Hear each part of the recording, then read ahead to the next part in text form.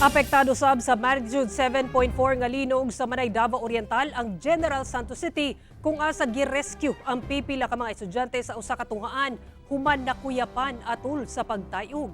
Atong sayro ng detalye niini sa live report ni Efren Mamak. Efren. Sara, gumikan sa panik, pipila ka mga estudyante sa General Santos City ang nakuyapan atol sa linog.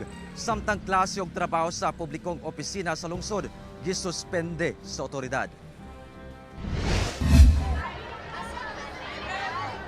Dunay estudyante nga gibaba. Dunasay gisakay sa stretcher.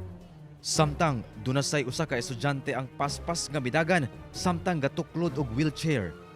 Kini ang sitwasyon sa mga estudyante sa usa ka pribadong tulungaan sa General Santos City diyang nanggawas padulong sa open ground human nasinati ang intensity 4 nga linog sa lungsod kaganinang buntag.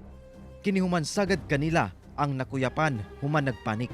Yun yung mga nagpanik na supposed to be dahil sa every quarter talagang nagko-conduct tayo ng National Simultaneous Earthquake Drill. Hindi na dapat nangyayari yun. Bata kasi, bawat tao may kanya-kanyang reaction. Hinuon gilayon kining gitagad sa responding medical team o gidala sa ospital aron ma-assess.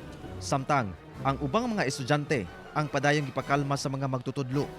Samtang sa headquarters sa General Santos City Police, madungog ang kasaba nining glass door sa usa ka conference building gumikan sa linog. Taod-taod, nanggawas na ang mga PNP personnel padulong sa open ground. Sa pagronda sa news team, dunasay pipila ka mga pasyente ang gipagawas sa open area sa usa ka ospital. Samtang, dunay mga empleyado ug customers ang nanggawas gikan sa usa ka mall. Matod sa CDRRMO Jensen, gilayon nilang gisuspende ang klase sa tanang tunghaan, lakip na ang trabaho sa mga pampublikong opisina sa syudad. Hinuon base sa ilang assessment, walay natalang danyos nga nahitabo, lakip na sa mga naangol sa insidente. Sa karon nagpadayon ang assessment sa City Engineering's office sa mga building sa lungsod. Fortunately, wala naman kaming na-observe na damage talaga. No? Pahimangno sa buhatan nga mag-igmat kung ugaling may kalamidad susama sa linog. Ang importante lang po, huwag tayo magpanik, manatili tayo sa kung ano, saan tayo naroroon.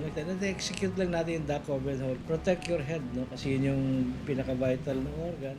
And then, saka po tayo mag-evacuate pagkatapos na ng shaking. We proceed to the safe evacuation area and then stay there until the authorities tell us na pwede nang pasukin ulit yung mga gusali.